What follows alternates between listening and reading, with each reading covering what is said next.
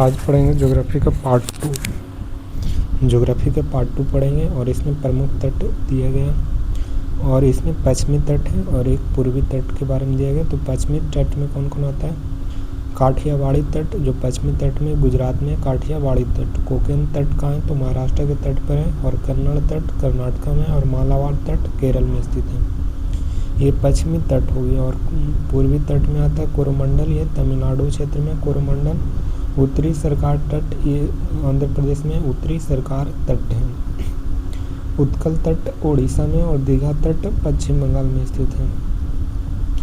मालाबार तट 1921 ईस्वी में मोपला विद्रोह हुआ था और अली मुल्दियार ने किया था। मालाबार तट 1921 में नेता थे अली मुल्दियार। बंदरगाह दिए गए तो पोर्ट है। बड़ा बंदरगाह वर्तमान में टोटल 13 बंदरगाह और केंद्र सरकार द्वारा नियंत्रण रहता है और सांग सूची के विषय के अंतर्गत आते हैं बड़ा बंदरगाह। छोटा बंदरगाह वर्तमान में 200 से अधिक है। छोटा बंदरगाह जो राज्य सरकार के नियंत्रण में आती है और राज्य सूची के अंतर्गत आता है छोटा बंदरगाह। ये तट हो गया। ये कोलकाता में कोलकाता पोर्ट है।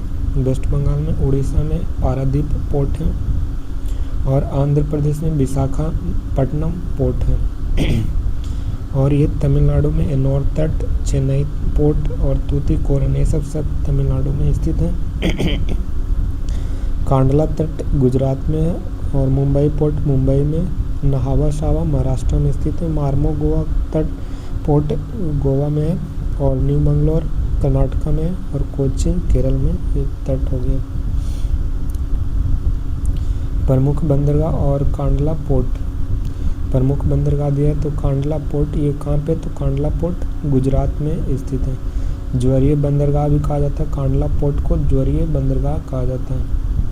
कांडला बंदरगाह कराची बंदरगाह के स्थान पर बनाया गया था। कांडला बंदरगाह को किसका? कराची बंदरगाह के स्थान पर बनाया गया था। कांडला के नया नाम पंडित दीनदयाल उपाध्याय बंदरगाह रखा गया। कांडला के नया नाम पंडित दीनदयाल उपाध्याय बंदरगाह।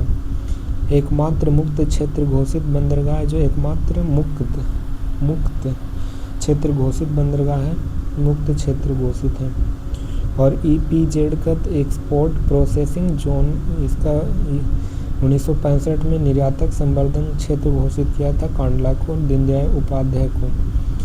एक्सपोर्ट प्रोसेसिंग जोन 1965 में घोषित किया गया था। और EPZ के स्थान पर SEZ यानी स्पेशल इकोनॉमिक जोन घोषित किया 2005 में। कांडला को 2005 में स्पेशल इकोनॉमिक जोन घोषित किया है। स्पेशल इकोनॉमिक जोन की विशेषताएं क्या होता है? तो राष्ट्रीय कानून से अलग व्यापार को बढ़ावा देना, टैक्स में छूट देना, मजदूर से संबंधित छूट, निर्यात, निवेश, व्यापार को बढ़ावा देना, ये स्पेशल इकोनॉमिक जोन का ये विशेषता है। राष्ट्रीय कानून से अलग करना, व्यापार को बढ़ावा देना, टैक्स में छूट करना, मजदूर से संबंधित छूट और निर्यात और निवेश को बढ़ावा देना। मुंबई पोर्ट ये भारत का सबसे बड़ा बंदरगाह है मुंबई पोर्ट और एक प्राकृतिक बंदरगाह है मुंबई पोर्ट। प्राकृतिक बंदरगाह इसे सॉल्सिट द्वीप पर है। कौन सा द्वीप? सॉल्सिट द्वीप पर है। मुंबई पोर्ट को सुरक्षा एलिफेंटी की पहाड़ी करता है। सुरक्षा कौन करता है? एलिफेंटी की पहाड़ी। मुंबई पोर्ट की सहायता के लिए नहावा शावा पोर्ट बनाया गया। मुंबई की पोर्ट की सहायता के लिए नहावा शावा पोर्ट बनाया गया और नहावा शावा का नाम बदलकर पंडित जवाहरलाल नेहरू बंदरगाह कर दिया गया। नहावा शावा का नाम बदलकर क्या कर दिया गया? पंडित जवाहरलाल नेहरू बंदरगाह कर दिया। सबसे बड़ा कंटेनर बंदरगाह है नहावा शावा। सबसे बड़ा कंटेनर बंदरगाह कौन है? नहावा शावा। और नहावा शावा के नाम बदलकर पंडित जवाहरलाल नेहरू बंदरगाह कर दिया गया। मार्मो गाँव पोर्ट ये ज्वारी नदी तट पर है। मार्मो गाँव ज्वारी नदी पर। मंगलोर पोर्ट है जो लॉ एस के लिए प्रसिद्ध है। मंगलोर पोर्ट किसके लिए प्रसिद्ध है? मंगलोर पोर्ट लॉ एस के लिए। अरब सागर की रानी कोच्चि पोर्ट को कहा जाता है अरब सागर की रानी। भारत की सबसे दक्षिणतम बंदरगाह तूतीकोरनी बंदरगाह जो भारत का सबसे दक्षिणतम बंदरगाह है तूतीकोरनी। तूतीकोरनी बंदरगाह का नया नाम BO चिदम्बरम नार रखा गया। चिदम्बरम नार, BO चिदम्बरम नार तूतीकोरन का बंदरगाह का नया नाम है। एन्नौर बंदरगाह ये तमिलनाडु में स्थित है और नया नाम इसका कामराजर है। कामराजर है एन्नौर बंदरगाह के नया नाम क्या है तो कामराजर। चेन्नई के सहायता के लिए एन्नौर बंदरगाह बनाया गया था। चेन्नई की सहायता सबसे पहला कारपोरेट बंदरगाह था एन्नौर यानी कामराजर बंदरगाह। सबसे पहला कारपोरेट बंदरगाह था। सबसे पहला निगमकृत बंदरगाह एन्नौर बंदरगाह जो निगमकृत बंदरगाह था। सबसे पहले कंप्यूटराइज बंदरगाह और निगमकृत और कॉरपोरेट ये तीनों था एन्नौर यानी कामराजर बंदरगाह। नेक्स्ट है चेन्नई बंदरगाह जो कृत्रिम कहाँ तमिलनाडु कृत्रिम बंदरगाह है चेन्नई। और भारत का सबसे बड़ा कृत्रिम बंदरगाह कौन हो जाएगा तो चेन्नई बंदरगाह जो भारत का सबसे बड़ा कृत्रिम बंदरगाह है। कृत्रिम बंदरगाह भारत का सबसे बड़ा चेन्नई। वर्तमान में सबसे प्राचीन बंदरगाह चेन्नई है। विशाखापत्तनम ये क्या विशाखापत्तनम विशाखापत्तनम बंदरगाह ये कहाँ आंध्र प्रदेश में भारत का सबसे गहरा बंदरगाह। गहरा कहेगा तो विशाखापत्तनम हो जाएगा। यह प्राकृतिक बंदरगाह विशाखापत्तनम यह सुरक्षा डॉल्फिन नोच की पहाड़ी करता है। विशाखापत्तनम बंदरगाह को सुरक्षा कौन करता है डॉल्फिन नोच की पहाड़ी। एकमात्र नदी बंदरगाह कोलकाता जो हुगली नदी के तट पर है। और सबसे अधिक बंदरगाह महाराष्ट्र में और सबसे अधिक बड़ा बंदरगाह तमिलनाडु में है। तमिलनाडु में सबसे बड़ा बंदरगाह कौन है तो ये हो जाएगा चेन्नई बंदरगाह। रसायन बंदरगाह किसे कहा जाता है रासायनिक बंदरगाह दहेज को कहा जाता है रासायनिक बंदरगाह। निर्माणाधीन बदहावन बंदरगाह महाराष्ट्र में जो पालघर जिला में स्थित है निर्माणाधीन। पृथ्वी की उत्पत्ति दिया गया तो पृथ्वी की उत्पत्ति ब्रह्मांड की उत्पत्ति बिग बैंग थ्योरी महाविस्फोटक के सिद्धांत के अनुसार हुआ। बिग बैंग थ्योरी दिया था जॉर्ज लेमेंथियर ने दिया और बेल्जियम के खगोलीय शास्त्री थे बिग बैंग थ्योरी दिए थे। ब्रह्मांड की आयु 13.8 अरब वर्ष है 13.8 अरब वर्ष है। सौरमंडल की आयु कहेगा तो 4.6 अरब वर्ष है सौरमंडल की आयु। सौरमंडल का मुख्य क्या है तो सूर्य होता है। सौरमंडल का मुख्य सूर्य की आयु कितना तो 4.6 अरब वर्ष है सूर्य का आयु। पृथ्वी की आयु 4.46 सूर्य का भी और पृथ्वी का 4.6 है। पृथ्वी की उत्पत्ति से संबंधित घटनाओं के कई कालखंडों में बांटा गया है। पृथ्वी की उत्पत्ति 5 महाकल्प में और 4 युगों में और 10-18 काल में बांटा गया है। 5 महाकल्प 4 युगों और 8 कालों में बांटा गया। महाकल्प में कितना तो 5 गो युग कितना 4 गो और काल कितना 18 गो। आयु इसका गणना नहीं है महाकल्प ये महाकल्प ये युग ये काल हो गया। प्री पेलियोजोइक ये पूर्वी पुराजीवी है जो कोई युग नहीं हुआ ये 2 काल होते हैं। प्री पेलियोजोइक ये पूर्वी पुराजीवी है जो कोई युग नहीं है इसमें 2 काल होते हैं। कितने काल 2 काल। पेलियोजोइक ये पुराजीवी होते हैं जो पहला युग होते हैं। पेलियोजोइक जो पहला युग जो 6 इसमें 6 काल है। पेलियोजोइक में कितना काल 6 काल 6 काल पेलियोजोइक में जो पहला युग था। मेसोजोइक के मध्यजीवी होते हैं। मेसोजोइक के द्वितीय युग कहा जाता है। मेसोजोइक को और 3 काल होते हैं इस मेसोजोइक में 3 काल। सेनोजोइक को नूतन जीवी कहा जाता है ये तृतीय युग होता है सेनोजोइक तृतीय युग और इसमें 5 काल होते हैं। कितने काल 5 काल। नियोजोइक ये नियोजोइक में कितने तो नियोजोइक को नवजीवी कहा जाता है चतुर्थ युग और 2 काल होते हैं। चतुर्थ युग और 2 काल होते हैं नियोजोइक में। जीवन की उत्पत्ति क्रम में सर्वप्रथम सागर में शैवाल से हुआ और उसके बाद वनस्पति पादप हुए फिर मछली का निर्माण हुआ उभयचर हुआ सरीसृप हुआ और पक्षी और मैमेलिया। इसके बाद पक्षी के बाद कौन है मैमेलिया आया। तो ये क्रम है। सागर से पहले क्या बना वनस्पति वनस्पति से मछली बना मछली से उभयचर बना उभयचर से सरीसृप बना और सरीसृप से पक्षी बना पक्षी से क्या बन गया मैमेलिया बन गया था।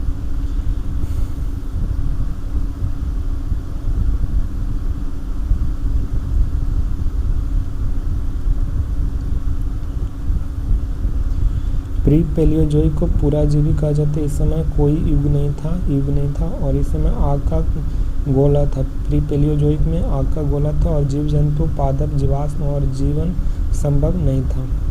सबसे पहला महाकल्प प्री पेलियोजोइक था पहला महाकल्प था। प्री पेलियोजोइक, और ये 4500 मिलियन वर्ष पहले हुआ था। प्री पेलियोजोइक में 4500 मिलियन पहले।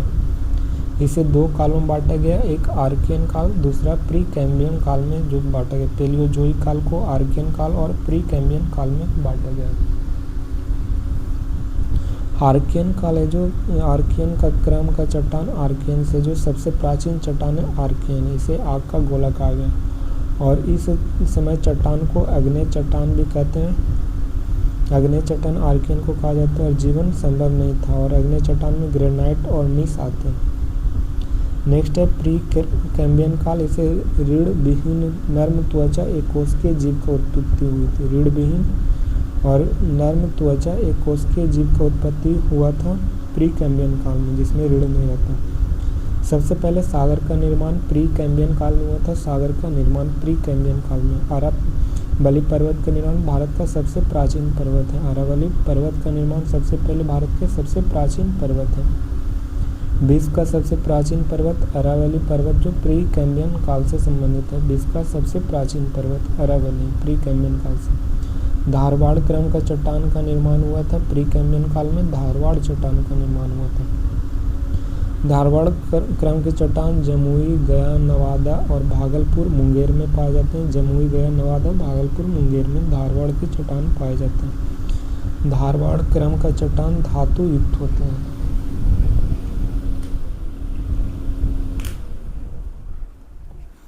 धारवाड़ की चट्टान क्या होते हैं तो धातु युक्त होते हैं। जमुई में सर्वाधिक सोना कितना 44%। जीवन की उत्पत्ति दिए गए तो इसमें सागर, सागर के बाद वनस्पति, वनस्पति के बाद मछली, मछली के बाद उभयचर, उभयचर के बाद सरीसृप, सरीसृप के बाद पक्षी।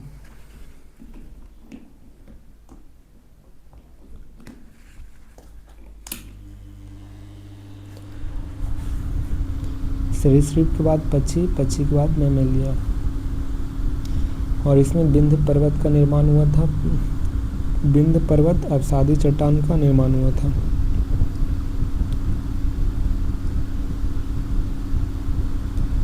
विंध्य चट्टान किसमें हुआ था?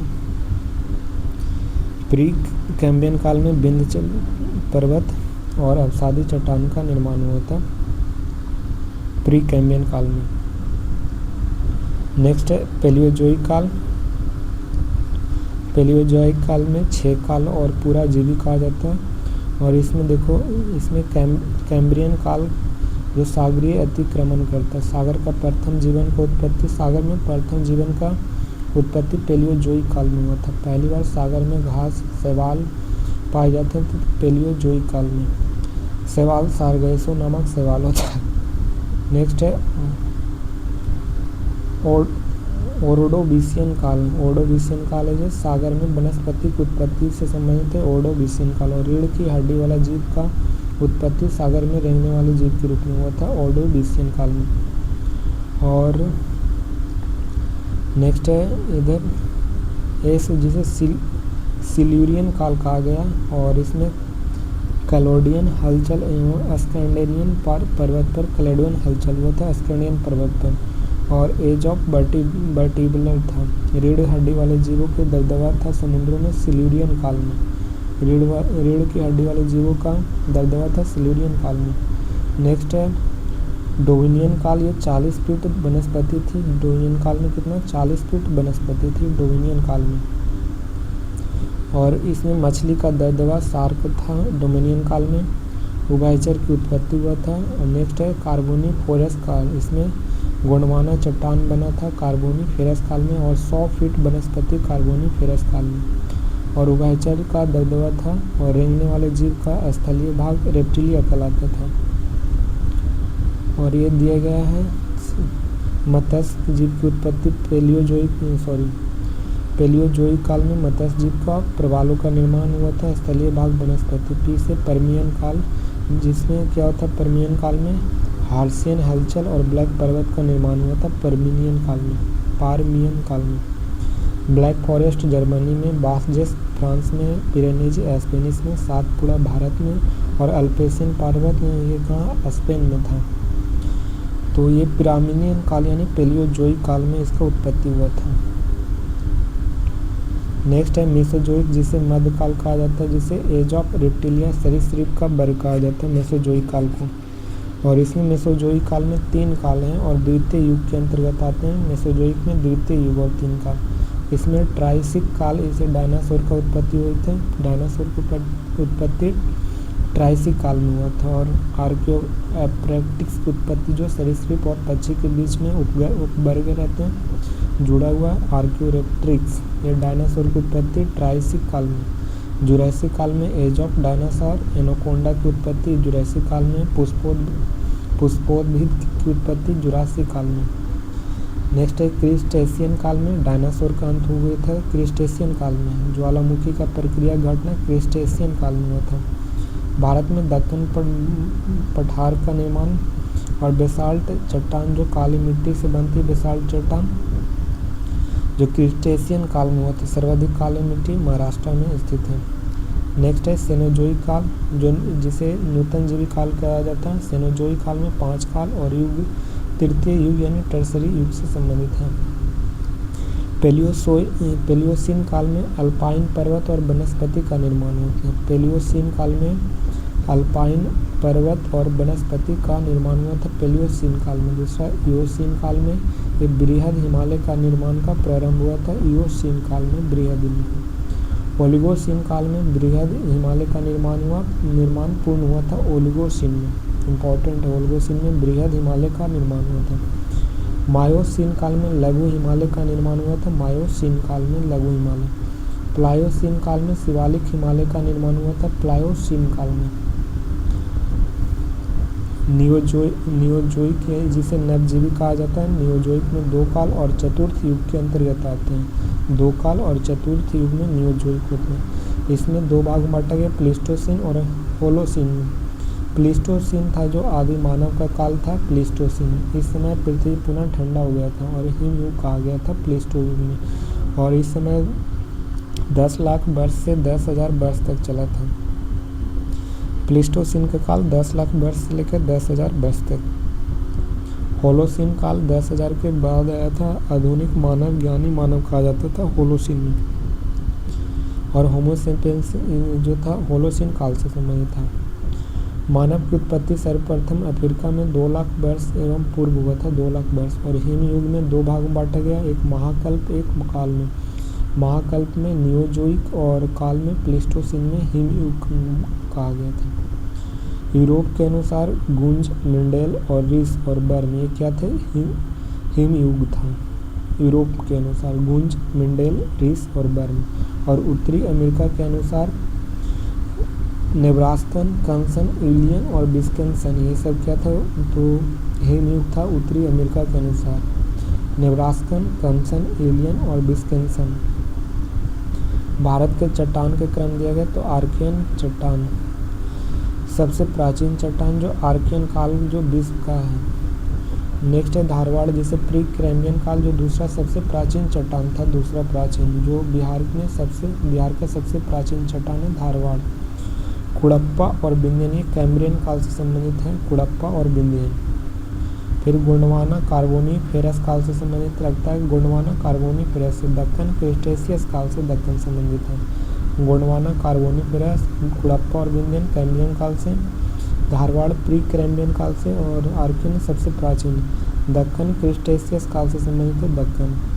टर्शियरी को सेनोजोइक काल या हिमालय के निर्माण से संबंधित है टर्शियरी। क्वाटरनरी नियोजोइक काल से, जो मैदान का भाग का निर्माण करता है क्वाटरनरी। टर्शियरी सिनोजोइक से, दक्कन क्रिटेशियस युग से, गोंडवाना कार्बोनीफेरस काल से और क्वाटरनरी नियोजोइक काल से।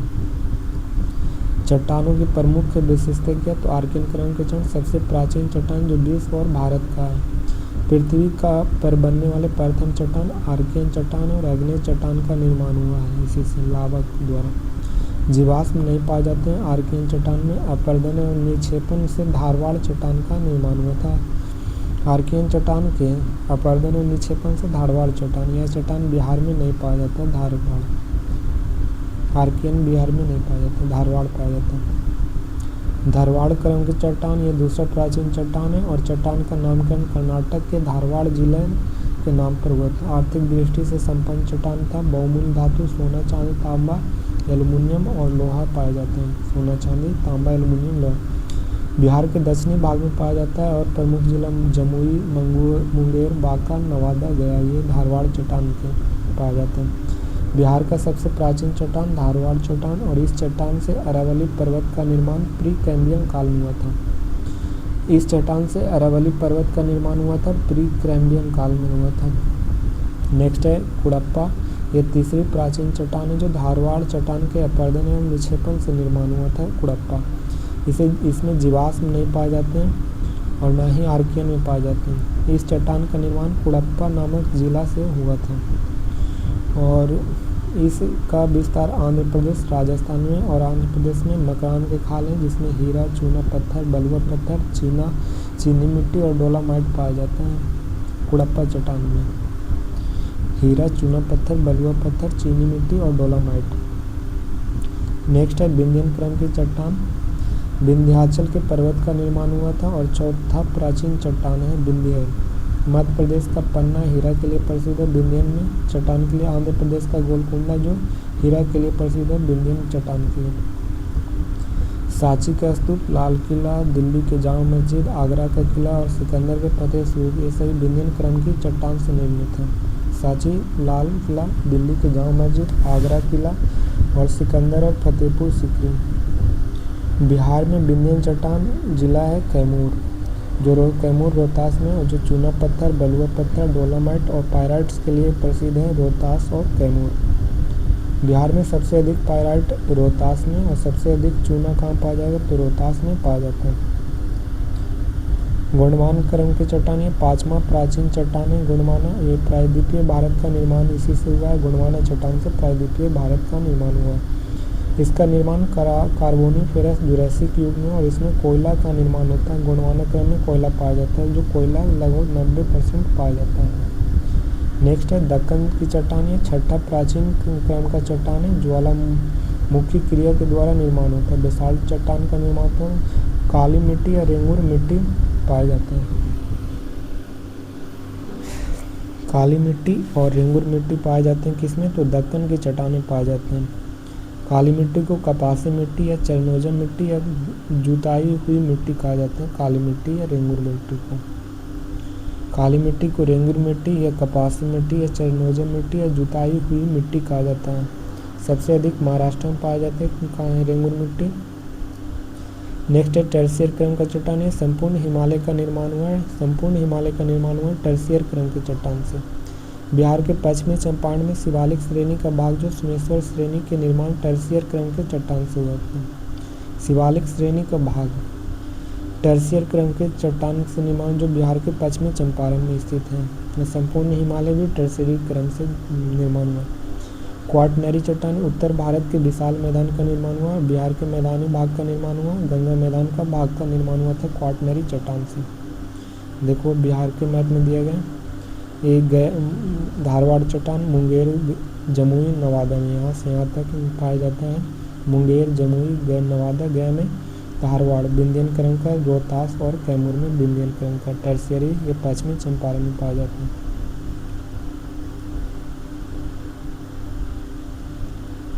भारत का भौगोलिक विभाजन किया गया तो उत्तर भारत का पर्वतीय प्रदेश इसमें, और दूसरा उत्तर भारत के विशाल मैदान, और तीसरा प्रायद्वीपीय भारत का पठार, और चौथा तटवर्तीय प्रदेश और द्वीप समूह। उत्तर भारत का पर्वतीय प्रदेश, इसमें पर्वत कितना 10.6% होता है, पहाड़ी कितना 18.5% होता है। उत्तर भारत का पर्वतीय प्रदेश में पर्वत 10.6%, पहाड़ी 18.5% होता है। उत्तर भारत का विशाल मैदान कुल कितना 43.2% भाग होता है उत्तर भारत का।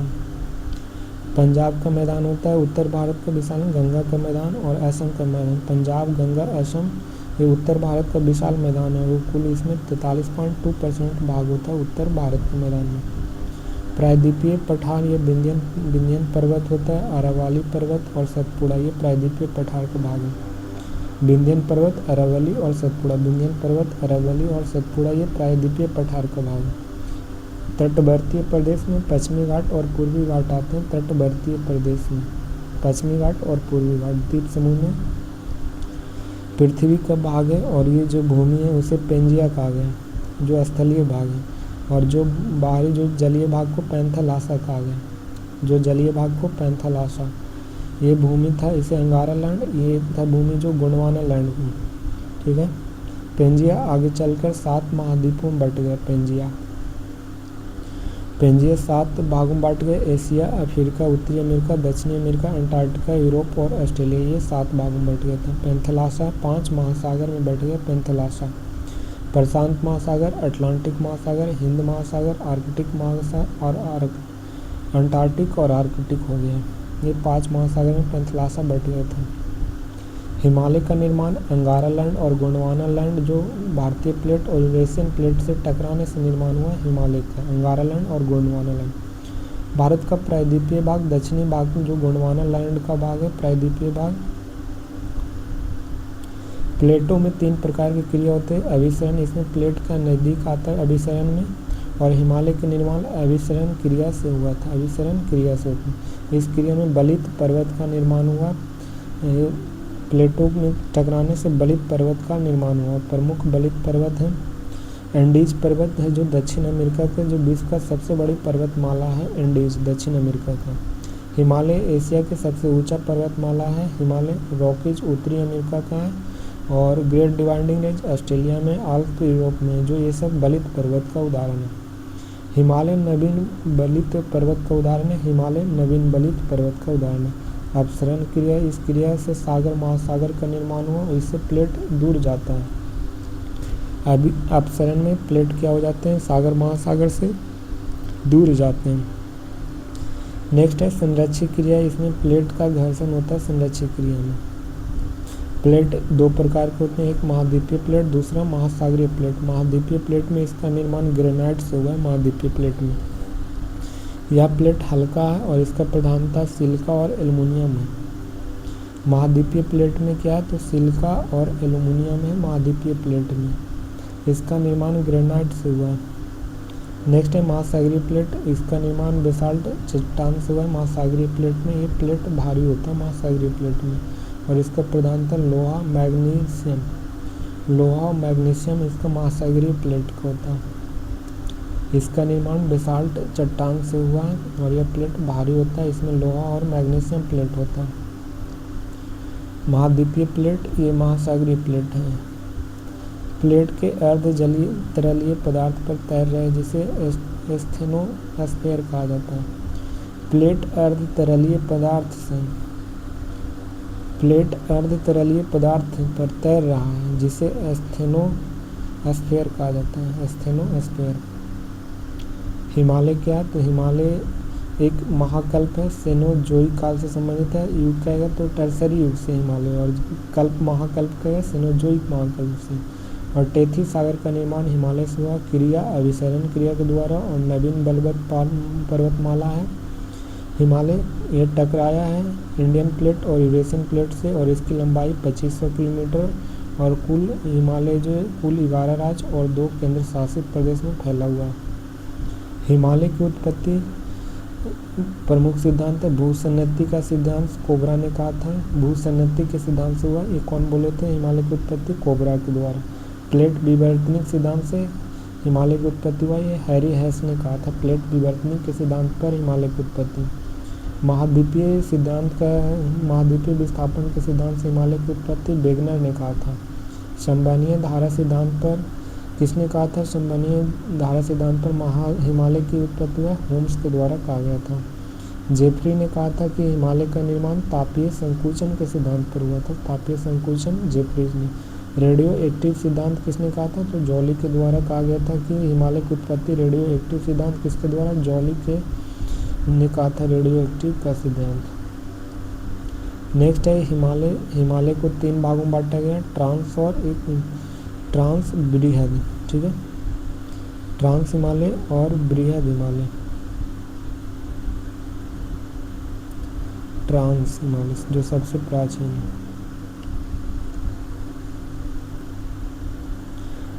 हिमालय को बांटा गया, तो पहला ट्रांस हिमालय जो सबसे प्राचीन हिमालय है, इसमें 3 भागों में बांटा गया। जो उत्तर से दक्षिण के क्रम में स्थित काराकोरम, लद्दाख, जास्कर श्रेणी। और ये 3 भागों था, काराकोरम, लद्दाख, जास्कर, ये ट्रांस हिमालय का भाग है, काराकोरम, लद्दाख, जास्कर। पिरपांजाल जो लघु हिमालय का भाग है, पिरपंजाल। सिंधु नदी लद्दाख और जास्कर के बीच में बहती है, सिंधु नदी लद्दाख और जास्कर के बीच में। तक्षशिला सिंधु और झेलम नदी के बीच में तक्षशिला। सबसे पुराना हिमालय बृहद हिमालय सबसे पुराना है, सबसे नवीनतम शिवालिक हिमालय है। सबसे पुराना हिमालय कहेगा तो बृहद और सबसे नवीनतम कहेगा तो शिवालिक हो जाएगा। हिमालय की लंबाई कितना 2500 किलोमीटर, 11 राज्य और 2 केंद्र शासित में। हिमाचल प्रदेश, उत्तराखंड, सिक्किम, अरुणाचल प्रदेश और 7 सिस्टर, ये 11 राज्य हो गए। और केंद्र शासित लद्दाख और जम्मू कश्मीर 2 केंद्र शासित प्रदेश में। हिमालय को बृहद हिमालय या अन्य नाम कहा गया है। महान हिमालय, ग्रेट हिमालय, सर्वोच्च हिमालय, आंतरिक हिमालय, हिमाद्री हिमालय, उत्तरी हिमालय, मुख्य हिमालय एवं अन्य नाम है मध्य हिमालय और हिमाचल हिमालय है। तो हिमालय के 3 भागों में बांटा गया, ठीक ना। पहला बृहद हिमालय, बृहद हिमालय को ट्रांस, बृहद और लघु और शिवालिक, ये 4 भागों में बांटा गया। ट्रांस, बृहद, लघु और लघु को मध्य कहा गया और शिवालिक हिमालय के 4 भागों में बांटा गया। महान हिमालय, ग्रेट हिमालय, सर्वोच्च हिमालय, आंतरिक हिमालय, हिमाद्री, उत्तरी हिमालय या मुख्य हिमालय कहा गया है बृहद हिमालय को। लघु हिमालय के अन्य नाम मध्य हिमालय या हिमाचल हिमालय कहा गया लघु हिमालय को। शिवालिक का अन्य नाम क्या है तो उप हिमालय, बा हिमालय या दक्षिणी हिमालय कहा गया है। उप, बा या दक्षिणी हिमालय, शिवालिक हिमालय को कहा गया। पहला ट्रांस हिमालय। ट्रांस हिमालय का ये जो भाग है जो उत्तर से दक्षिण के क्रम में, ठीक है, पूरब से पश्चिम के क्रम में। केटू गॉडमन भारत का सबसे ऊंचा चोटी है भारत के, और भारत में कहेगा तो काराकोरम हो जाएगा। बियाफो, हिस्सोपर, बाल्टोज, सियाचिन और ये सिंधु है, लद्दाख और जास्कर श्रेणी से बहता है सिंधु नदी। एक कैलाश है श्रेणी, यमुनोत्री, गंगोत्री, मिलाम ग्लेशियर गौरी गंगा नदी पर है, गंगोत्री गंगा नदी पर, यमुना और जेमू ग्लेशियर तीस्ता नदी पर है, जेमू ग्लेशियर। सिंधु नदी लद्दाख और जास्कर के बीच में बहती है। काराकोरम श्रेणी का मुख्य ग्लेशियर दिया गया काराकोरम श्रेणी का बियाफो, इस पर बाल्टोरो, सियाचिन, ठीक है। सियाचिन की कुल लंबाई 76 किलोमीटर। दुनिया का सबसे ऊंचा युद्ध स्थल है सियाचिन। भारत और पाकिस्तान का युद्ध 1984 में मेघदूत है। उत्तराखंड में प्रमुख ग्लेशियर हिमनद है, यमुनोत्री यमुना नदी के और उत्तराखंड के बंदरपूछ के स्थान से मिलती है यमुनोत्री, यमुना नदी और उत्तराखंड के बंदरपूछ स्थान से यमुनोत्री। गंगोत्री गंगा नदी और गोमुख स्थान से निकलती है गंगोत्री।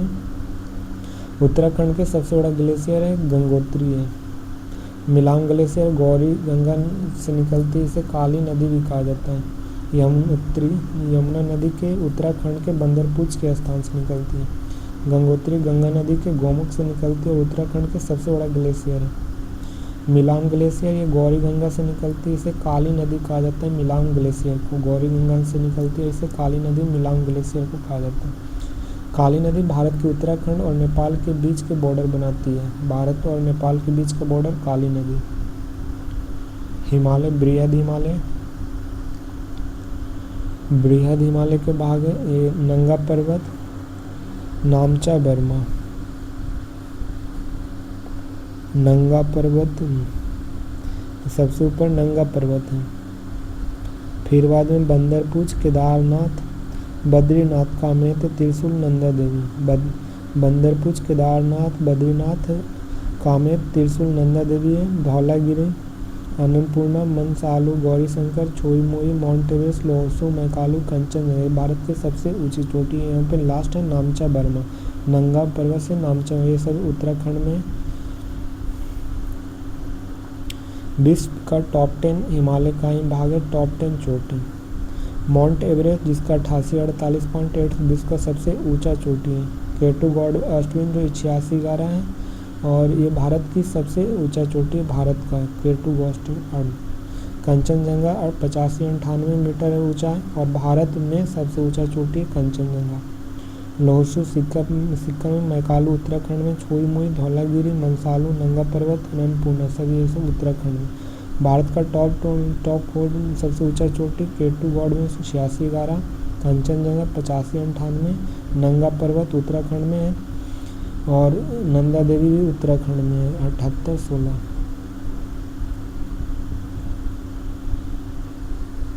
नंगा पर्वत पीओके में वर्तमान में पड़ता है।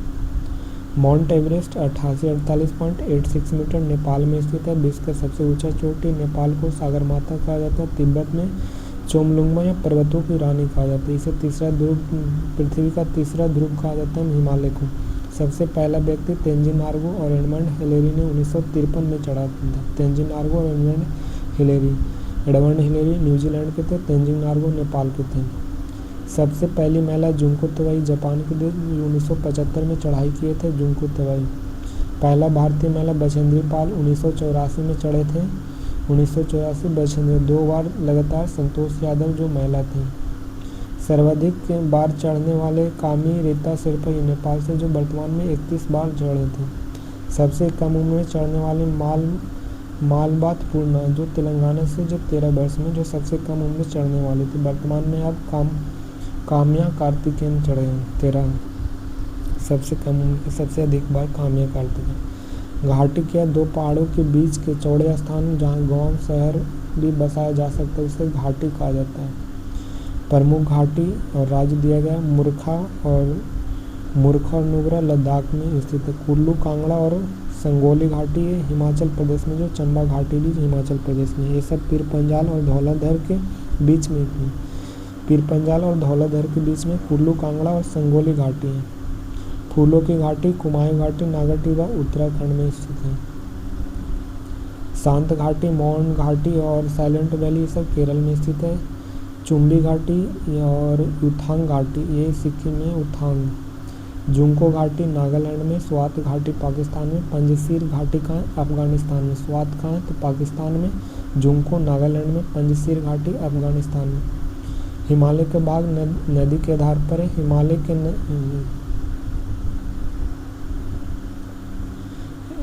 ट्रांस हो गए बृहद मध्य हिमालय है जो इसमें पीर पंजाल श्रेणी और धौलाधर श्रेणी हिमाचल प्रदेश में और ये कुमायूं जो उत्तराखंड में, नागाटीवा श्रेणी उत्तराखंड में और महाभारत श्रेणी नेपाल में स्थित है। ये मध्य हिमालय या लघु हिमालय के भाग। अधिकांश पर्यटन स्थल मध्य हिमालय में स्थित है। पहलगांव जम्मू कश्मीर, श्रीनगर ये मध्य हिमालय के भाग है। कुल्लू मनाली कांगड़ा शिमला डलहौजी धर्मशाला हिमाचल प्रदेश में। मंसूरी नैनीताल चमोली अल्मोड़ा ये उत्तराखंड में। दार्जिलिंग पश्चिम बंगाल में और कलमपोंग भी कहाँ पे तो पश्चिम बंगाल में स्थित है। हिमालय का भाग नदी के आधार पर दिया गया तो हिमालय के नदी के आधार पर 4 भागों में बांटा गया हिमालय को नदी के आधार पर।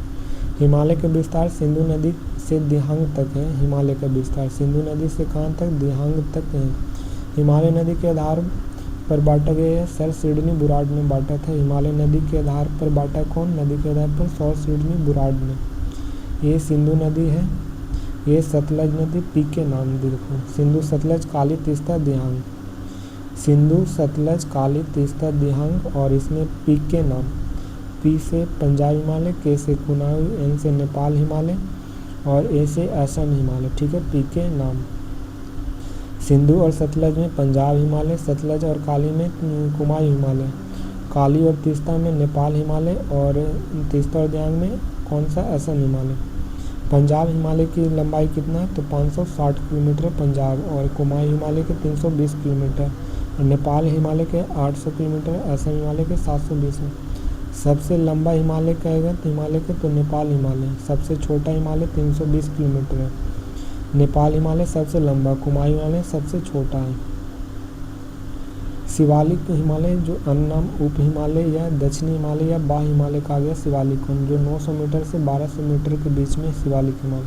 हिमालय का सबसे नवीनतम भाग है शिवालिक हिमालय। इसका महाकल्प सेनियोजोइक से संबंधित है। शिवालिक हिमालय का महाकल्प सेनियोजोइक से। युग टर्सरी युग से संबंधित है शिवालिक, और काल कहेगा तो प्लायोसीन से संबंधित है। शिवालिक हिमालय का महाकल्प सेनियोजोइक से, युग टर्सरी से, काल कहेगा तो प्लायोसीन से।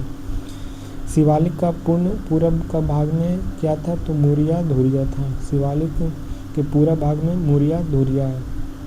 शिवालिक घाटी के पश्चिमी भाग को दून बोलते हैं जो देहरादून पोटली दून है। पूरा भाग को द्वार कहा जाता है जो हरिद्वार और कोट द्वार है। पश्चिमी भाग को दून या देहरादून और पूरा भाग के हरिद्वार या कोट द्वार कहा जाता है। शिवालिक का पूर्वोत्तर भाग का टुकड़ा दिया गया तो डाफरा, मेरी, अबोर, मिसमी, पटकाई ये सब सही पहाड़ी और पहाड़ी पर रहने वाले जनजाति है। सही अरुणाचल प्रदेश के डफरा, मेरी, अबोर, मिसमी, पटकाई अरुणाचल प्रदेश की। नागा पहाड़ी नागालैंड में, मिकिर पहाड़ी असम में, रेगमा पहाड़ी असम में, बैराल श्रेणी असम और नागालैंड में, बैराल श्रेणी। मिजो लुसाई नोकरेक मेघालय में, मिजो लुसाई मिजोरम में, ये मोलेसिस बेसिन से संबंधित है। मिजोरम मोलेसिस बेसिन से। बैरल श्रेणी असम और नागालैंड से। गारो खासी जयंतिया मेघालय हिमालय से, हिमालय का भाग नहीं है। प्रायद्वीपीय पठार का भाग है जयंतिया, हिमालय का भाग नहीं है प्रायद्वीपीय पठार का। सर्वाधिक वर्षा खासी पहाड़ी, विश्व का सर्वाधिक वर्षा मानसरोवर के मेघालय में होता है।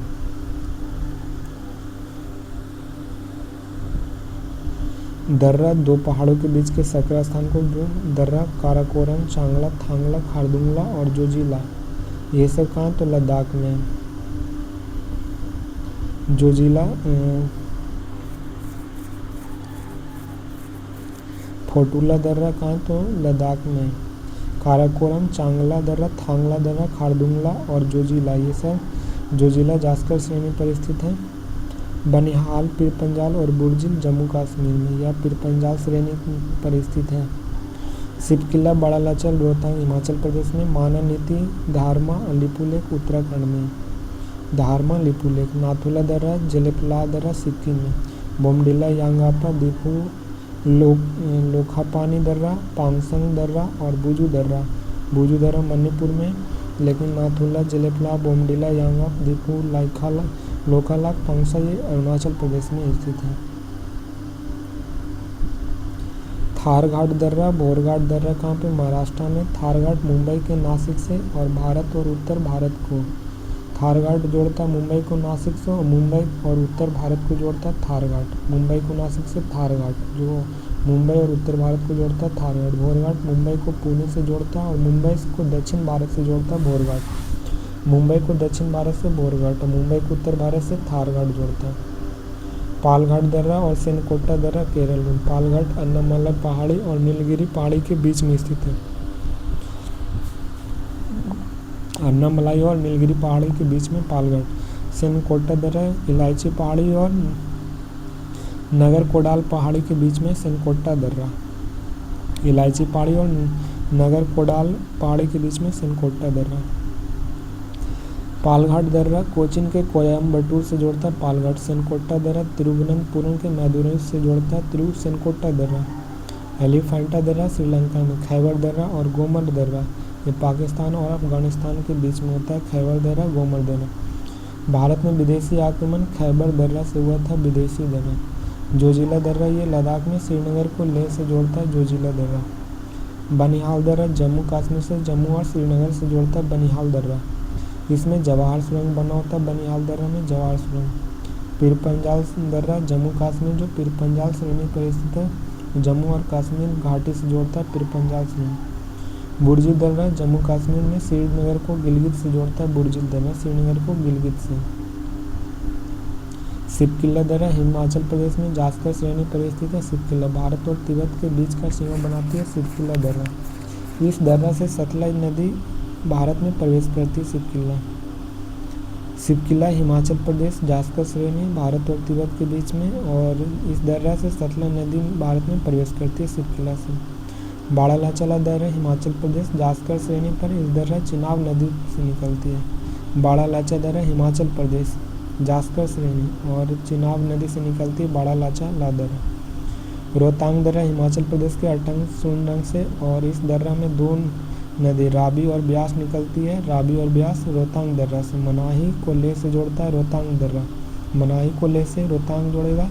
राबी और ब्यास दर्रा रोहतांग दर्रा से निकलती है। राबी और ब्यास नदी रोहतांग दर्रा से। अटल सुरंग रोहतांग दर्रा से हिमाचल प्रदेश में। लीपू लेक दर्रा उत्तराखंड में और बंद हुआ 1962 में। पुनः खोला गया 1992 भारत चीन युद्ध के समय में। जोड़ता है भारत चीन नेपाल को और कैलाश मानसरोवर यात्रा होता है लीपू लेक दर्रा से। नाथुला दर्रा सिक्किम में भारत और तिब्बत के बीच में है और बंद हुआ 1962 में। पुनः खोला गया था 2006 में खोला गया था नाथुला दर्रा, जो जोड़ता है भारत और चुम्बी घाटी तिब्बत को जोड़ता है। जिलेपला दर्रा ये सिक्किम में स्थित है। ये दार्जिलिंग को चुम्बा घाटी और तिब्बत के चीन से जोड़ती है। दार्जिलिंग चुम्बा घाटी और तिब्बत से जिलेपला दर्रा। बोमडिला दर्रा ये अरुणाचल प्रदेश भारत और चीन के बीच में। बोमडिला ये तवांग घाटी को जोड़ते हैं। बोमडिला तवांग घाटी बोमडिला। यांग यापा दर्रा अरुणाचल प्रदेश में, जो भारत और चीन को जोड़ती है। जो ब्रह्मपुत्र नदी निकलती है यांग याप दर्रा से निकलती है। ब्रह्मपुत्र नदी यांग याप दर्रा से। पांगसांग दर्रा ये अरुणाचल प्रदेश में भारत और म्यांमार के बीच में। पांगसांग दर्रा भारत और म्यांमार के बीच में। दीपू दर्रा अरुणाचल प्रदेश में भारत और म्यांमार चीन के बीच में स्थित है। दीपू दर्रा। लिखा पानी दर्रा अरुणाचल प्रदेश में भारत और म्यांमार को जोड़ती है। पिपला घाट दर्रा किस पर्वतीय भाग में स्थित है? तो अरावली पर्वत में स्थित है पिपली घाट दर्रा। अरावली पर्वत पर है पिपली घाट दर्रा।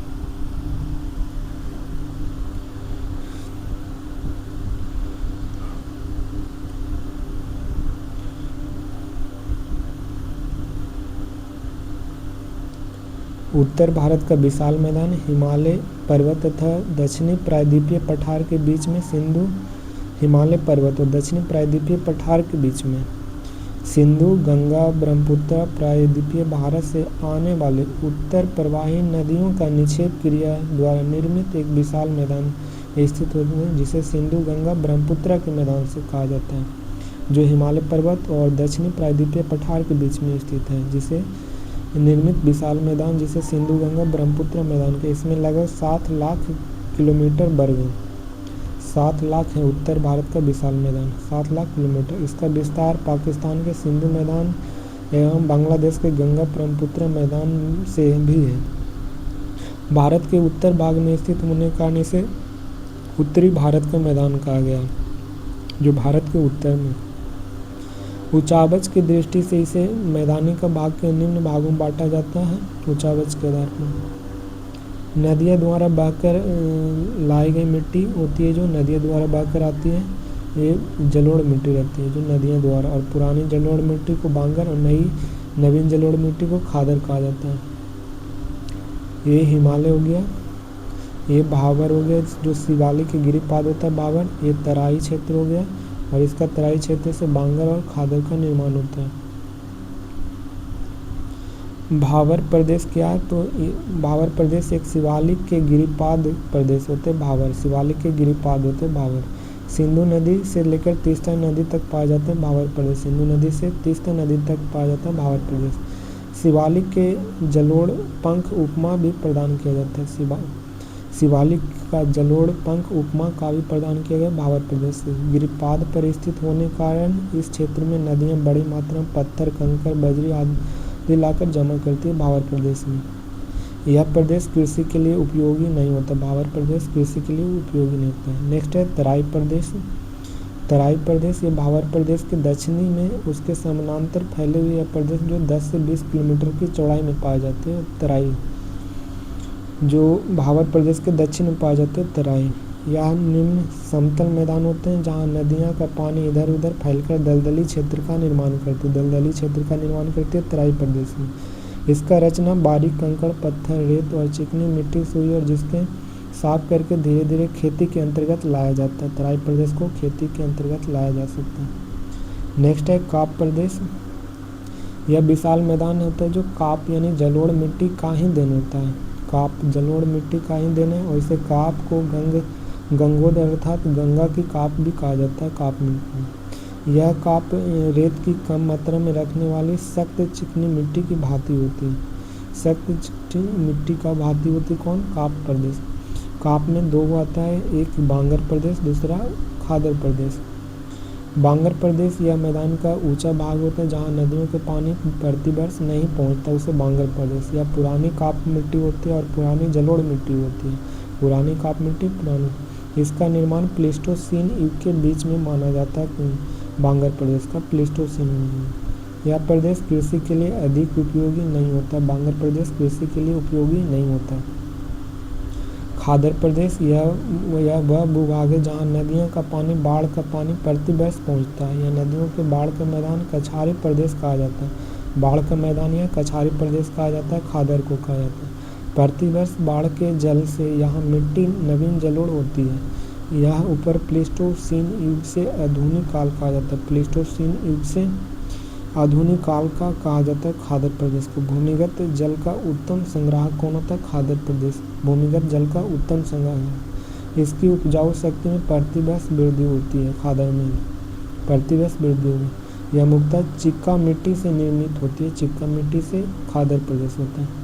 कछारी प्रदेश में पाई जाती है खादर एवं नवीन जलोढ़ मिट्टी पाई जाती है। कछारी प्रदेश में खादर या नवीन जलोढ़ मिट्टी। जलोढ़ शंकु तथा जलोढ़ पंख गंगा के किस भाग में बहुतायत में मिलते हैं? जलोढ़ शंकु या जलोढ़ पंख गंगा ये गंगा मैदान के मध्यवर्ती क्षेत्र में पाए जाते हैं। जलोढ़ शंकु या जलोढ़ पंख गंगा ये गंगा मैदान के मध्यवर्ती क्षेत्र में पाए जाते हैं। डेल्टाई क्षेत्र में उच्च भूमि और दलदली क्षेत्र कहाँ पाए जाते हैं? तो चार एवं बिल्स में पाए जाते हैं।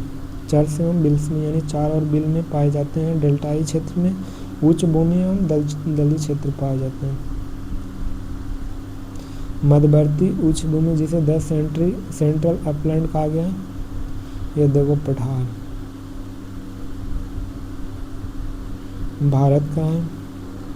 ये कर्नाटका का पठार कर्नाटका में, दक्कन का पठार महाराष्ट्र में, ठीक है। तेलंगाना का पठार है ये दंडारण्य है। और ये कार्बो एल्गोन का पठार असम में स्थित है। कार्बो एग्लोन का पठार मेघालय शिलांग का पठार। ये बुंदेलखंड पठार हो गया, बघेलखंड हो गया, छोटा नागपुर का पठार और मालवा पठार, ये सब पठार हैं। क्रम संख्या में मालवा के पठार, दूसरा बुंदेलखंड के पठार, तीसरा बघेलखंड। मालवा, बुंदेलखंड, बघेलखंड का पठार, छोटा नागपुर का पठार और मेघालय और शिलांग का पठार है जो पूर्व से पश्चिम के क्रम में दिया गया। मेघालय और शिलांग का पठार को प्रायद्वीपीय भारत का पठार, ये छोटा नागपुर का पठार यानी झारखंड में का भाग है। मेघालय शिलांग का पठार विश्व का सबसे ऊंचा पठार है पमीर का पठार जो दुनिया का छत कहा जाता है। अरावली श्रेणी या ये श्रेणी पालनपुर, गुजरात, राजस्थान, हरियाणा होकर दिल्ली लगभग 800 किलोमीटर की लंबाई में विस्तृत है। अरावली श्रेणी का विस्तार 800 किलोमीटर की लंबाई में। दिल्ली के निकट से दिल्ली और रायसीना के पहाड़ी की संज्ञा दी दिल्ली और रायसीना की पहाड़ी की संज्ञा दी जाती है अरावली श्रेणी का। रायसीना की पहाड़ी को लुटियंस की अविकल्पित दिल्ली में एक प्रधान क्षेत्र होता है। रायसीना की पहाड़ी लुटियंस की अविकल्पित दिल्ली में एक प्रधान क्षेत्र है जिसमें भारत का सर्वोच्च प्राथमिकता वाली सरकारी इमारत बनाया गया जो संसद भवन, लाल किला होते हैं। क्वार्टजाइट, नीस और शिस्ट सैलों से निर्मित होते हैं। क्वार्टजाइट, नीस और शिस्ट ये सैलों से निर्मित है। भारत का प्राचीनतम पर्वत श्रृंखला है भारत के प्राचीनतम पर्वत श्रृंखला अरावली। सर्वोच्च शिखर गुरु शिखर जो राजस्थान के अबू के पहाड़ी में स्थित है। वर्तमान में अवशिष्ट पहाड़ियाँ के रूप में है अरावली और यह इसके पश्चिम की ओर माही नदी, पश्चिम की ओर अरावली के माही नदी और लूनी नदी निकलती, माही और लूनी पश्चिम में और जो अरब सागर में जाकर गिर जाती है। पूरब की ओर बनास नदी निकलती है। अरावली पूरब से बनास नदी जो चंबल की सहायक नदी होती है बनास। इम्पॉर्टेंट है मालवा का पठार, ये अरावली और बिंद श्रृंखला के मध्य में स्थित है। अरावली और बिंद श्रृंखला के मध्य में मालवा का पठार है तथा लावा से निर्मित मालवा के पठार जो काली मिट्टी के संप्राय मैदान बन जाता है। ये काली मिट्टी से प्रसिद्ध है मालवा। इसकी उत्तरी सीमा अरावली और दक्षिणी सीमा बिंद है। मालवा के पठार में उत्तरी सीमा अरावली और दक्षिणी सीमा बिंद है और पूर्वी सीमा बुंदेलखंड के पठार होते हैं पूर्वी सीमा और पश्चिमी भाग में राजस्थान के मरुस्थल द्वारा निर्धारित किया जाता है मालवा का पठार। इसकी ढाल गंगा की घाटी की ओर होती है और जिस पर बेतवा नदी, पार्वती, नेवज और काली सिंध, चंबल तक की नदियाँ प्रवाहित हो, जो आगे आके यमुना में मिल जाती है। तो अरावली मालवा के पठार कहाँ पे, तो बिंद है। मध्य प्रदेश हो गया, अरावली राजस्थान और पूर्वी सीमा बुंदेलखंड। उत्तर प्रदेश और पश्चिमी सीमा राजस्थान तक फैली हुई। बुंदेलखंड का पठार बघेलखंड और बुंदेलखंड तो है ही नहीं। बघेलखंड का पठार मालवा पठार के उत्तरी पूर्वी भाग के बुंदेलखंड और बघेलखंड के पठार के नाम से जाना जाता है। मालवा पठार के उत्तरी पूर्वी भाग को बुंदेलखंड या बघेलखंड के पठार के नाम से जाना जाता है। बुंदेलखंड में चंबल और यमुना नदी के बड़े बड़े बीहड़ खड्ड का निर्माण हुआ, जिससे असमतल और अनुपजाऊ बना दिया बघेलखंड को। यह ग्वालियर पठार तथा विंध्याचल श्रेणी के मध्य में फैला हुआ है। बघेलखंड ग्वालियर और विंध्याचल श्रेणी के बीच में पाया गया बघेलखंड का पठार। छोटा नागपुर का पठार ग्रेनाइट चट्टान से निर्मित पठार है। यह पठार मध्य उच्च भूमि का भाग है, अर्थात एक अग्र गंभीर भाग है। पठार मध्य उच्च भूमि का भाग है, यह अग्र गंभीर भाग होता है छोटा नागपुर का, जो ग्रेनाइट चट्टान से निर्मित है। छोटा नागपुर यह पश्चिम बंगाल राज्य के पुरुलिया तथा झारखंड के पलामू, धनबाद, सीहोर, हजारीबाग, संथाल परगना और रांची जिले जो 87,239 किलोमीटर तक फैली हुई है। 87,239 किलोमीटर पर, जो बंगाल और झारखंड के बीच में पाई जाती है। महानदी, सोन नदी, स्वर्णरेखा और दामोदर इस पठार पर स्थित है। कौन सा पठार था, तो छोटा नागपुर के पठार पर स्थित है। महानदी, सोन, स्वर्णरेखा, दामोदर नदी, छोटा नागपुर। सोन नदी इस पठार के उत्तर पश्चिम में बहकर गंगा मिलती है। उत्तर पश्चिम में बहकर गंगा मिलती है सोन नदी। दामोदर मध्य भाग में पश्चिम से पूरब की ओर प्रवाहित होती है। दामोदर नदी पश्चिम से पूरब की ओर। महानदी दक्षिण सीमा बनाती है तथा दक्षिण पूर्व दिशा में प्रवाहित होती है। महानदी दक्षिण सीमा बनाती है और दक्षिण पूर्व दिशा में बहती है महानदी।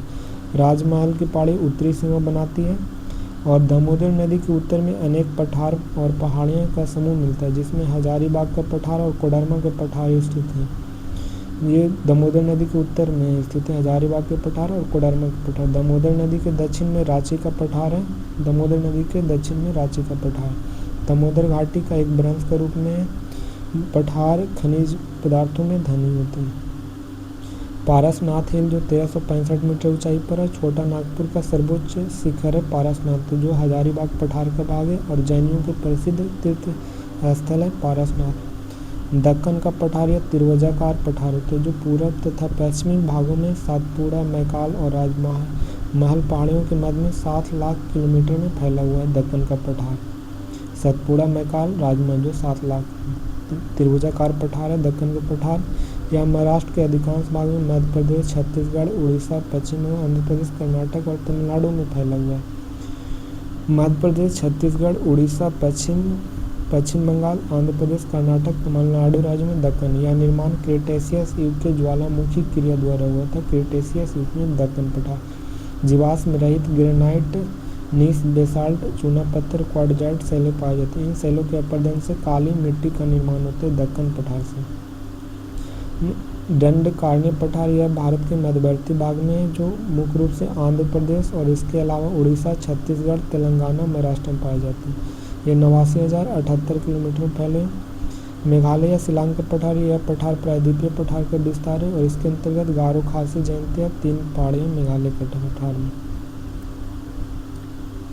प्रायद्वीपीय भारत का पर्वतमाला दिया गया, तो प्रायद्वीपीय भारत का हो गया अरावली पर्वत, विंध्यन पर्वत, सतपुड़ा, अजंता, बालाघाट, हरिश्चंद्र, पश्चिमी घाट और पूर्वी घाट, ये प्रायद्वीपीय भारत के। अरावली हो गया विंध्यन पर्वत, सतपुड़ा, अजंता, बालाघाट, हरिश्चंद्र, पश्चिमी घाट, पूर्वी घाट, ये प्रायद्वीपीय भारत का। अरावली पर्वत का विस्तार हुआ है गुजरात से दिल्ली, गुजरात के पालनपुर से दिल्ली के मजनू का टीला तक हुआ है अरावली का विस्तार। मजनू का टीला का अन्य नाम रायसीना हिल्स है, जिसमें लाल किला, संसद भवन और रायसीना डायलॉग स्थापित किया गया अरावली पर। इसकी कुल लंबाई 800 किलोमीटर। सबसे प्राचीन पर्वत अरावली है। काल का निर्माण प्री कैम्बियन काल में हुआ अरावली का। अवशिष्ट पर्वत का उदाहरण है अरावली और इसका सबसे ऊंची चोटी गुरु शिखर है, 1722 मीटर है, अरावली का। इस पर एक चोटी माउंट आबू राजस्थान में स्थित है। माउंट आबू पर दिलवाड़ा जैन मंदिर स्थित है और निर्माण सोलंकी वंश के सामंत बिमल शाह ने बनाया था। दिलवाड़ा का जैन मंदिर सोलंकी वंश का। विंध्याचल पर्वत का ये विस्तार गुजरात, मध्य प्रदेश, उत्तर प्रदेश, बिहार, झारखंड में है। गुजरात में विंध्यन पर्वत है, गुजरात में। मध्य प्रदेश, उत्तर प्रदेश और कैमूर श्रेणी में विंध्यन पर्वत है। झारखंड में पारसनाथ पर्वत है विंध्यन क्रम का। विंध्याचल का सबसे ऊंचा चोटी सद्भावना चोटी, जिसे गुडविल चोटी कहा जाता है। विंध्याचल का सबसे ऊंचा चोटी सद्भावना चोटी या गुडविल चोटी है। पारसनाथ का समेध चोटी जो सबसे ऊंची है। विंध्याचल है जो अवशिष्ट ब्लॉक पर्वत है, विंध्याचल पर्वत। विंध्याचल पर्वत का भाग है कैमूर और रोहतास, जिसे कैमूर श्रेणी कहा गया है। कैमूर और रोहतास को कैमूर श्रेणी। विंध्याचल में पर्वत पर सिर्फ चूना पत्थर, बलुआ पत्थर, पायराइट्स और भवन निर्माण की सामग्री पाई जाती है।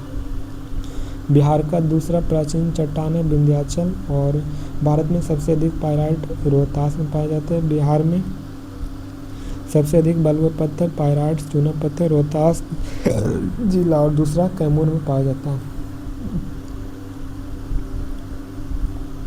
सतपुड़ा पहाड़ी गुजरात, मध्य प्रदेश, छत्तीसगढ़ में। राजपीपली पर्वत गुजरात में, राजपीपला। महादेव पर्वत मध्य प्रदेश में, छत्तीसगढ़ में मैकाल पर्वत है। ये सतपुड़ा का गुजरात, मध्य प्रदेश, राजपीपली गुजरात, महादेव मध्य प्रदेश में, मैकाल छत्तीसगढ़। सतपुड़ा का सबसे ऊंचा चोटी धूपगढ़ है जो महादेव श्रेणी का भाग है, धूपगढ़। सतपुड़ा का दूसरा सबसे चोटी अमरकंटक चोटी है जो मैकाल श्रेणी। सतपुड़ा ब्लॉक पर्वत या भ्रंश पर्वत का उदाहरण है सतपुड़ा। सतपुड़ा नदी के बीच में नर्मदा और ताप्ती। सतपुड़ा नदी के सतपुड़ा श्रेणी के बीच में कौन सा बहता है?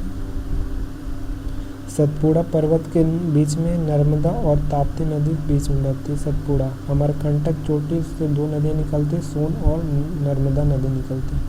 सोन नदी उत्तर की ओर बहती है और पटना में गंगा में मिलती है, उत्तर की ओर बहती है सोन नदी। नर्मदा नदी अपना जल अरब सागर में के खंबात खाड़ी में गिराती है और एस्चुरी बनाती है। नर्मदा नदी एस्चुरी बनाई। नर्मदा नदी विंध्याचल पर्वत और सतपुड़ा पर्वत के बीच में बहती है, विंध्याचल पर्वत और सतपुड़ा के बीच में। ताप्ती नदी मैकाल पर्वत से निकलती है। ताप्ती नदी जो सतपुड़ा और अजंता के बीच में बहती है, ताप्ती नदी सतपुड़ा और अजंता के बीच में ताप्ती नदी यह एस्चुरी बनाती है। नर्मदा और ताप्ती एस्चुरी बनाई और ताप्ती नदी भी अरब सागर के खंबात खाड़ी मिलती है। नेक्स्ट है पाँचवीं घाट, इसका नाम सह्याद्री है। उत्तरी भाग के उत्तरी सह्याद्री, दक्षिणी भाग के दक्षिणी सह्याद्री। इसका पश्चिमी घाट की लंबाई 1600 किलोमीटर है। इसका विस्तार तापी नदी से कन्याकुमारी तक है।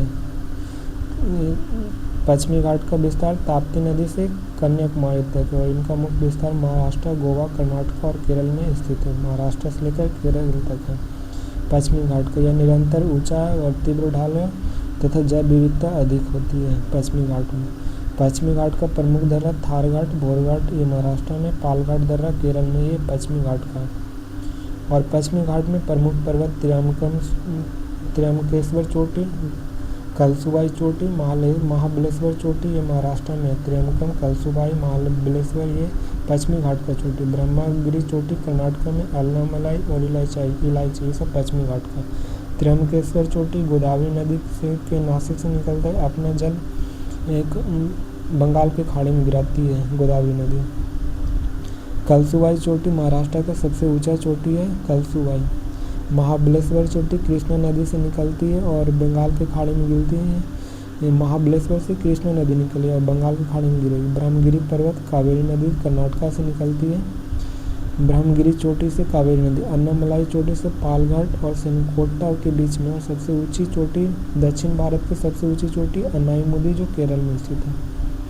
और अन्नामलाई चोटी अन्नाईमुदी का है। अन्नामलाई का सबसे ऊंचा वाला भाग अन्नाईमुदी है जो कितना 2695 मीटर ऊंचा है। पश्चिमी घाट का सबसे दक्षिण चोटी क्या तो इलायची है। पश्चिमी घाट का सबसे दक्षिण चोटी इलायची चोटी जो कार्डमम चोटी जो सबसे दक्षिण है। पूर्वी घाट उड़ीसा और आंध्र प्रदेश, तमिलनाडु में निरंतर नहीं है, ऊंचा अधिक नहीं है, तीव्र ढाल नहीं है, जैव विविधता अधिक नहीं है। पूर्वी घाट के प्रमुख पहाड़ी जावेद, पालनी, शिवरायपाड़ी, पंचमली, ये सब तमिलनाडु में। जावेद पालनी, शिवराय और पंचमलाई ये पूर्वी घाट की चोटी हैं। पापीकोंडा, बेलीकोंडा और अरामकोंडा पहाड़ी, नल्लामलाई और जिंदूगोड़ा, जिंदागाड़ा कहाँ तो आंध्र प्रदेश का। अन्नामलाई केरल में, नल्लामलाई आंध्र प्रदेश, सिरुमलाई तमिलनाडु में स्थित है।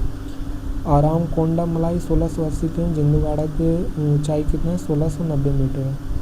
महेंद्रगिरी उड़ीसा में जो 1505 इंच और पूर्वी घाट की सबसे ऊंचा चोटी जिंदूगाड़ा चोटी जो आंध्र प्रदेश में। पूर्वी घाट के दूसरा सबसे ऊंची चोटी अरामकोंडा जो आंध्र प्रदेश में। जिंदूगाड़ा पूर्वी घाट की सबसे ऊंचा चोटी है। पूर्वी घाट की दूसरा ऊंचा चोटी अरामकोंडा आंध्र प्रदेश। महेंद्रगिरी चोटी और मलयांगर चोटी और गर्जहाट चोटी, मलयांगर, गर्जहाट और महेंद्रगिरी ये उड़ीसा में पड़ता है। नीलगिरी है जो पश्चिमी घाट और पूर्वी घाट के मिलन स्थल नीलगिरी पर विस्तार 3 राज्य में तमिलनाडु, केरल, कर्नाटक में नीलगिरी पर्वत का विस्तार है। सबसे ऊंची चोटी नीलगिरी के तो दोदाबेट्टा जो 2637 मीटर तमिलनाडु में स्थित है, 2637 मीटर। प्रायद्वीपीय भारत के दूसरा सबसे ऊंची चोटी दोदाबेट्टा है और दक्षिण भारत के दूसरा ऊंची चोटी दोदाबेट्टा है। नीलगिरी का पर्यटन स्थल ऊटी तमिलनाडु में। नीलगिरी पर जनजाति टोडा जनजाति तमिलनाडु में, इसमें बहुपति विवाह होते हैं टोडा जनजाति में। भारत का कुल हॉट स्पॉट टोटल 4 हैं। 4 हॉट स्पॉट पश्चिमी घाट हैं, हिमालय हैं, इंडो बर्मा क्षेत्र और सुंडागढ़ जो अंडमान निकोबार और इंडोनेशिया क्षेत्र को सुंडागढ़ कहा जाता है। इंडो बर्मा क्षेत्र और सुंडागढ़ 4 हॉट स्पॉट हैं। पश्चिमी घाट, हिमालय, इंडो बर्मा क्षेत्र और सुंडागढ़। हॉट स्पॉट सब नॉर्मन मायर्स ने दिया था 1988 में। हॉट स्पॉट क्षेत्र पूर्वी घाट में नहीं आता, पश्चिमी घाट में आएगा। आगे पढ़ेंगे भारत की नदियाँ।